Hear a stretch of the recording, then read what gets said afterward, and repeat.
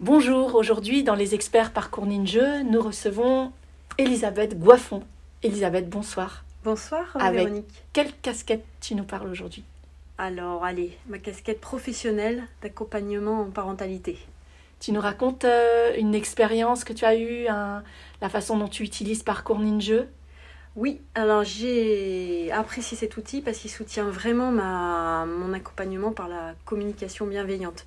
Donc la communication, c'est non pas seulement parler, parce que ça on l'a tous appris à peu près à l'âge de 2 ans, mais c'est apprendre à verbaliser pour être entendu de celui qui m'écoute et puis plus globalement pour s'entendre.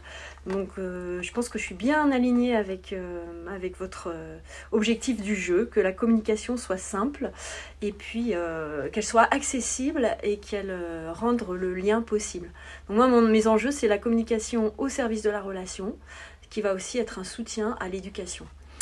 Donc, dans le cadre d'accompagnement de parents, donc soit je m'en sers pour parfois dénouer, les aider à discerner les émotions, les pensées, voilà, qui les habitent, pour mieux comprendre en fait ce qui fait nœud avec leur enfant, plus particulièrement souvent avec leur ado, puisque c'est un âge un peu critique où peuvent commencer à s'ouvrir des fossés d'incompréhension.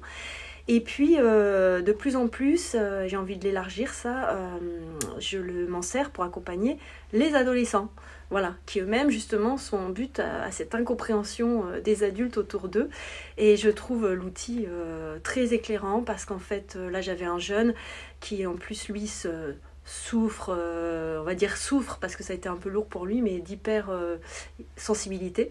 Donc il se trouve un peu à l'écart des autres par moment, et de pouvoir avec un objet concret, des cartes, avoir sous les yeux des mots qui lui parlent de lui, de ce qu'il ressent, ça va l'aider à conduire sa pensée, ça nous permet d'entrer en relation tous les deux. Moi je vais pouvoir tirer des fils et puis l'amener petit à petit à voir plus clair. Donc c'est souvent l'image que je prends, c'est que j'essaye de tendre une paire de lunettes aux gens, mais c'est pas mes lunettes à moi ou c'est pas les lunettes d'une institution, c'est la paire de lunettes qui va leur convenir le mieux avec des verres le plus clair possible pour voir mieux. Voilà, donc c'est vraiment ce cheminement entre qu'est-ce que je ressens, qu'est-ce que je ressens aussi dans mon corps, quelles sont les pensées qui m'arrivent, et puis petit à petit amener à une prise de décision, en tout cas un premier pas pour avancer.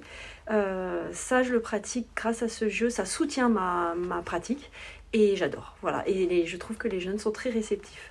Et ils font des réflexions, des remarques, ils partent avec par rapport à l'outil, les jeunes?